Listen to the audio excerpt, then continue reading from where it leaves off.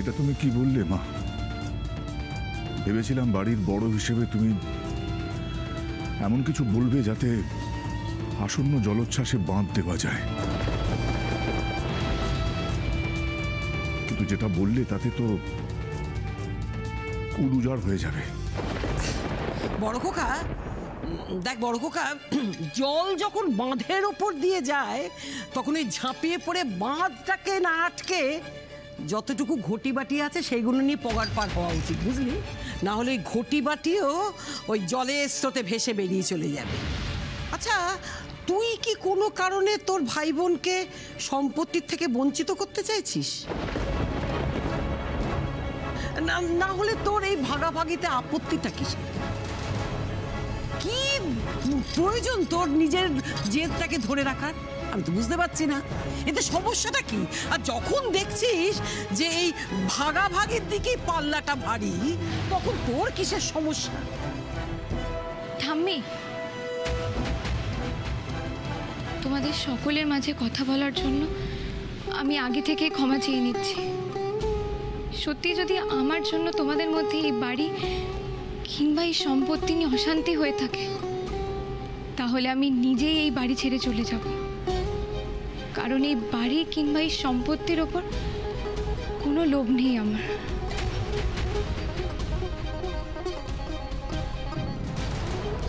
তীর উল্টো দিক থেকে হলেও নিশানায় লেগেছে বলে মনে হচ্ছে। যে বাড়িতে তোমার স্থান নেই সেই বাড়িতে আমিও থাকবো না ফিরকি।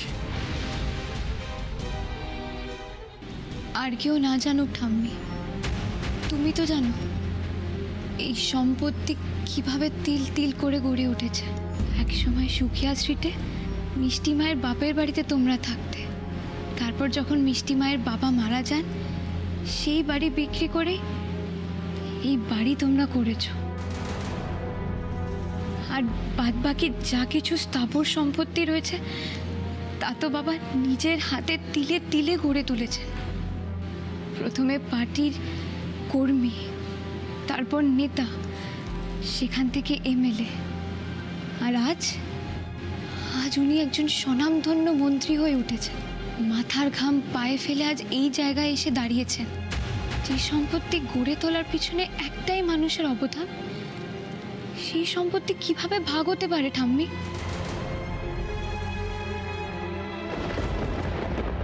অন্তত আইনি পদ্ধতিতে তো তা কখনো সম্ভব নয়।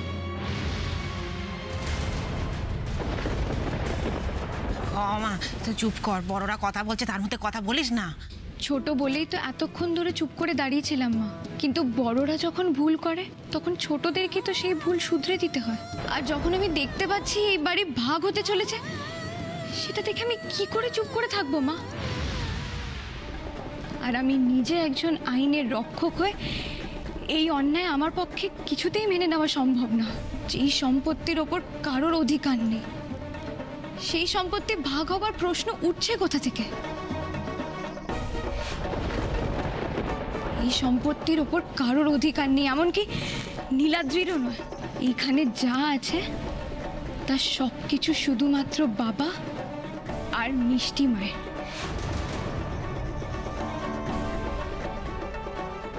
ফিরকি, আমার বাড়া ভাতে ছাই দেওয়ার মতো ভুল করো না, তাহলে কিন্তু আমি সব জ্বালিয়ে পুড়িয়ে শেষ করে দেব। ও বাবা, এই মেয়ে তো দেখছি বাড়িতেই ওকালতি শুরু করে দিয়েছে। নীলাদ্রির সম্পত্তি সেটাই হবে যেটা ও নিজের যোগ্যতায় অর্জন করতে পারবে। আমি তোমার সাথে একমত ফিরকি। নিজের সবকিছু নিজেকে অর্জন করতে হয়। কাকাই, তুমি কোন অধিকারে আজ এই সম্পত্তির উপর দাবি করছো? কি কন্ট্রিবিউশন আছে তোমার এই পরিবারের উপর কিংবা এই পরিবারের সদস্যদের উপর? নিজের অধিকার দাবি করার আগে নিজের কর্তব্য পালন করতে হয়। তুমি কি তা কখনো করেছো কাকাই?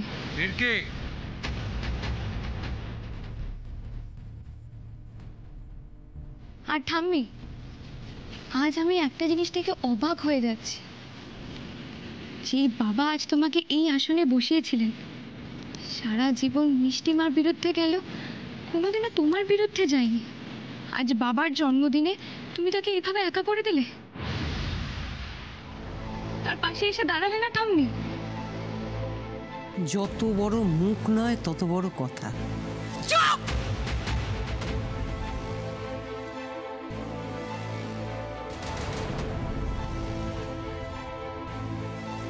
আমি কোনো বড় কথা বলিনি ঠাম্মি, যেটা বলেছি সেটা বলা খুব দরকার ছিল।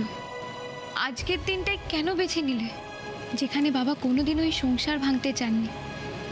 সারা জীবন নিজের কষ্টার্জিত উপার্জন পরিবারের সকলের মধ্যে সমান করে ভাগ করে দিয়েছে, শুধুমাত্র তোমাদের সকলকে হাসি খুশি দেখার জন্য। আর যেখানে মিষ্টিমা বাবার স্ত্রী হওয়া সত্ত্বেও হাজার অপমান সহ্য করেছেন, কোনোদিনও কোনো জিনিসের ওপর নিজের বলে দাবি করেননি, সেখানে আজ যখন এই সংসার অন্যায়ভাবে ভেঙে যাচ্ছে, সেটা দেখেও তুমি এইভাবে চুপ করে থাকবে ঠাম্মি? এই পুরো ঘটনাটাকে এইভাবে সাপোর্ট করবে?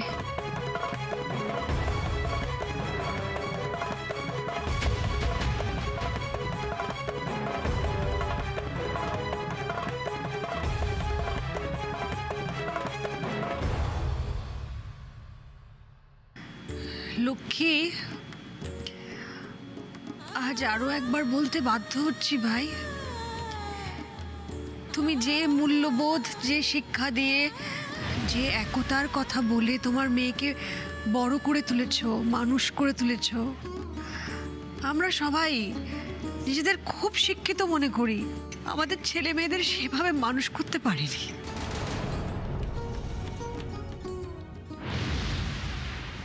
চ আমি ঠিক আছে, করে যা পারফেক্ট আছি আমি। যা।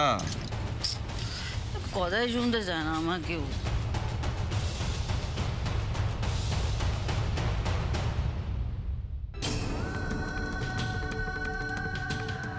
আমি সব বুঝতে পারছি মধুজা, কিন্তু একটা জিনিস কিছুতেই বুঝতে পারছি না, বড় পিমনি হঠাৎ ড্রিঙ্ক কেন করলো? আরে আমিও তো বুঝতে পারছি না। আচ্ছা, গন্ধ না?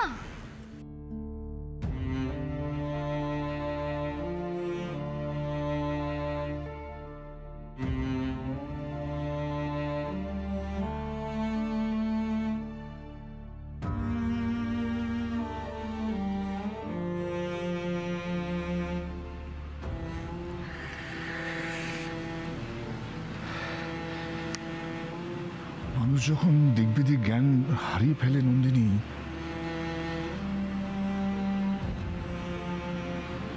তখন সে সব করতে পারে জানো। মানে আমি ভাবতাম আমার পরিবারটা এক সুতোয় গাঁথা,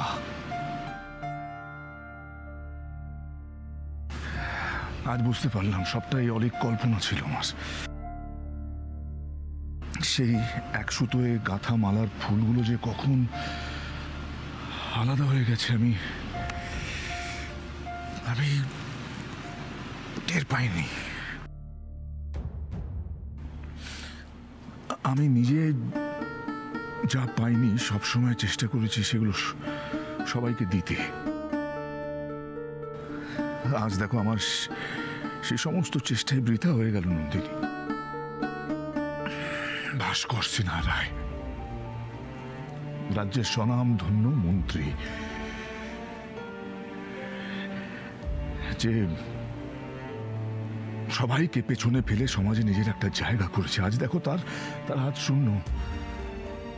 তার নিজের বাড়িতে কোনো সম্মান নেই। শোনো না, এতটা ভেঙে পড়ো না। তুমি দেখো সব ঠিক হয়ে যাবে আবার। নিজেকে দস্যু রত্নাকর বলে মনে হচ্ছে নন্দিনী। যাদের জন্য প্রাণপাত করলাম, সেই ভাই, বোন, মা,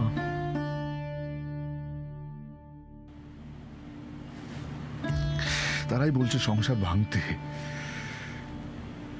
আমার দিকটা একবারও কেউ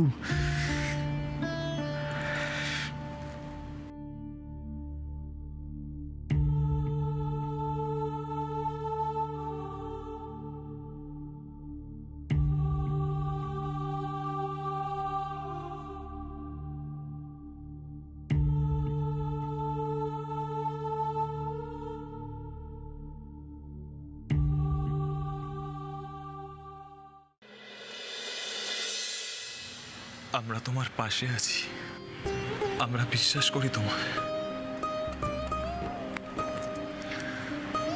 তুমি এইভাবে ভেঙে পড়ো না প্লিজ।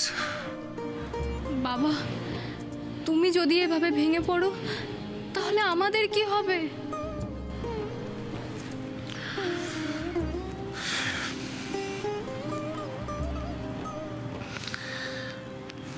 বুঝবি না রে তোরা, মানে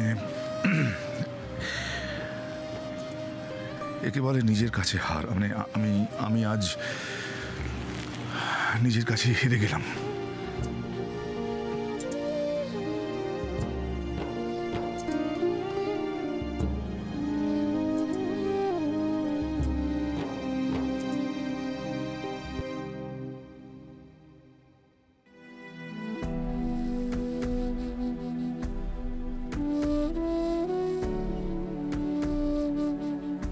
আপনি হেরে যাননি বাবা,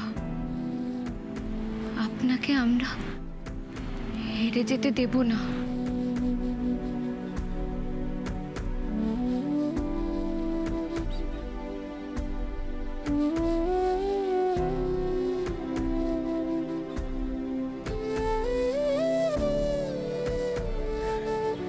আমি আপনাদের সকলের সামনে হাত জোর করে ক্ষমা চাইছি, কারণ আজকের এই ঘটনা বা দুর্ঘটনা যাই বলেন না কেন, সেটার জন্য মনে হচ্ছে আমিই দায়ী।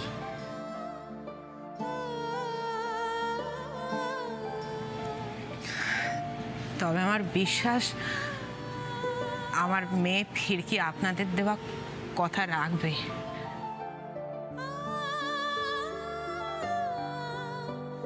সে আপনাদের এই সংসার কিছুতেই ভেঙে যেতে দেবে না।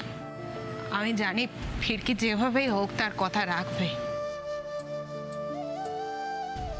শুভ জন্মদিন ভাস্কর বাবু, ভালো থাকবেন আপনি।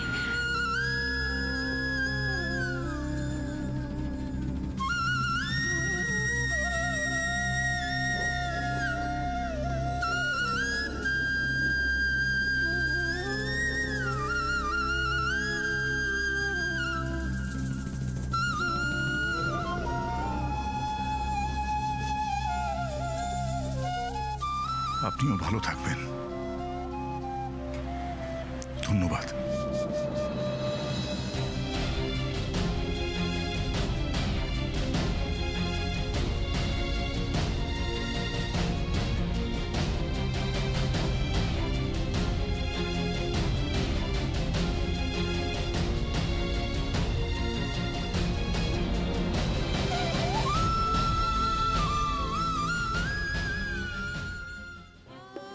ফিরকি রে, আজ তোর জন্যেই আমি এমন একটা মানুষের চোখে নিজের জন্য সম্মান দেখতে পেলাম।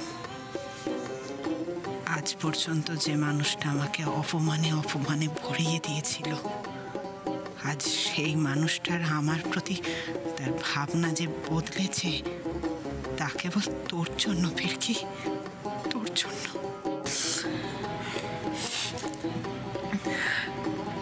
আসি রে মা।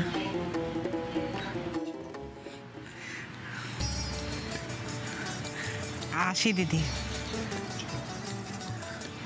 মধুজামা আসি।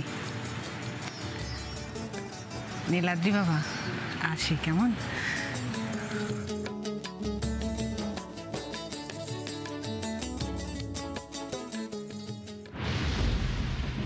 হ্যাঁ, তোরা দাঁড়া, আমি যাচ্ছি। এমনিতেই এই বাড়ির যা অবস্থা, আমার এখানে থাকতে ভালো লাগছে না। হ্যাঁ,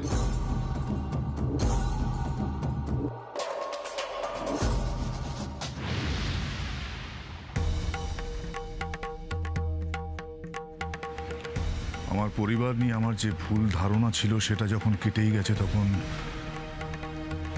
আর নয়। এবার নিজেই শক্ত হাতে হাল ধরতে হবে। যা করার আমি করব।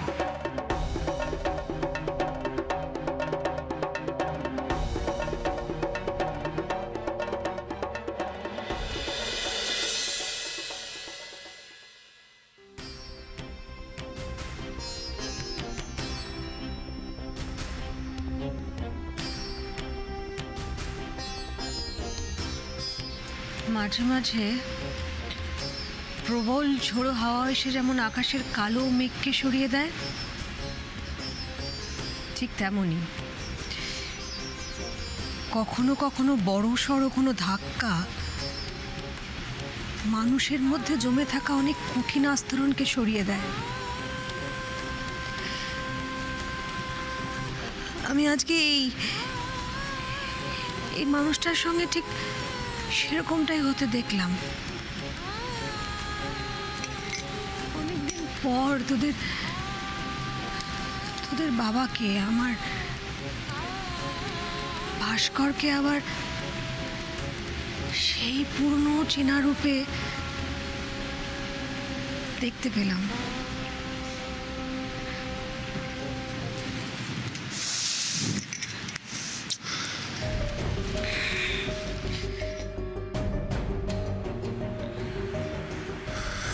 একটা কথা আমি কিছুতেই বুঝতে পারছি না, বড়পিমনির এই অবস্থার জন্য কে দায়ী?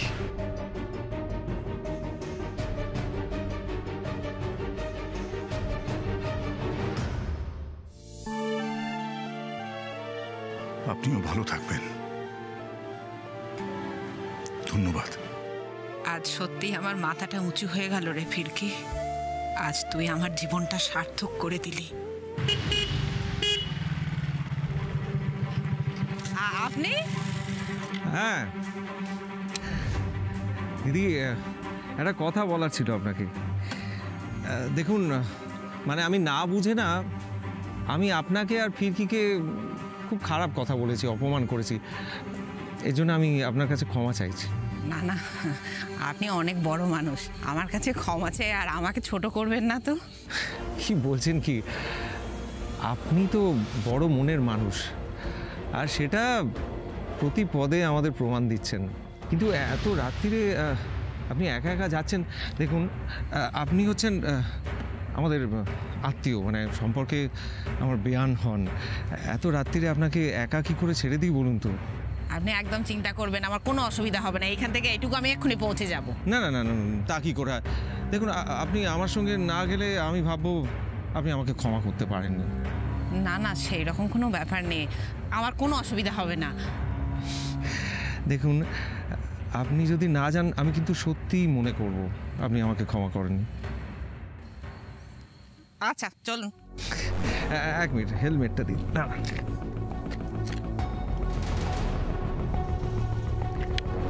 এই, ও কি করে পড়বেন? ব্যাগটা দিন, আমি ধরছি।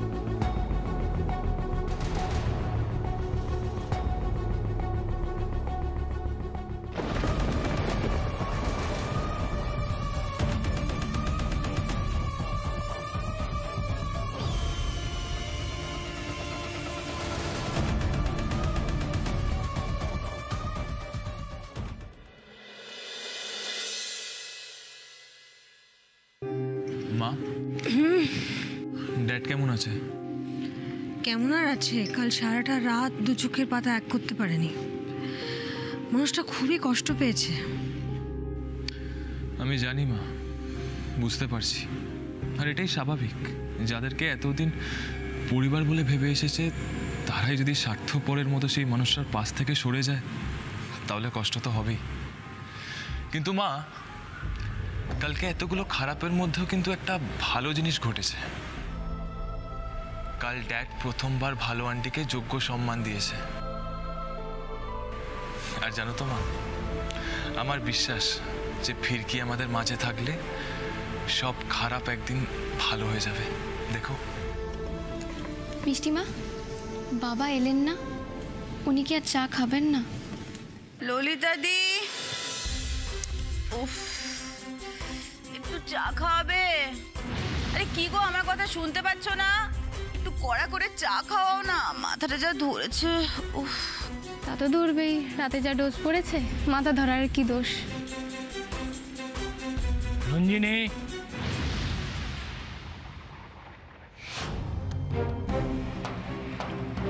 কি তুমি এত সাত সকালে এখানে কি করছো? আমি তোমাকে নিয়ে যেতে এসেছি রঞ্জিনী, তোমার জিনিসপত্র এক্ষুনি গুছিয়ে নাও। কি মানেটা কি যে আমাকে নিয়ে যেতে এসছো মানে? কে আসতে বলেছে তোমায়? আমি।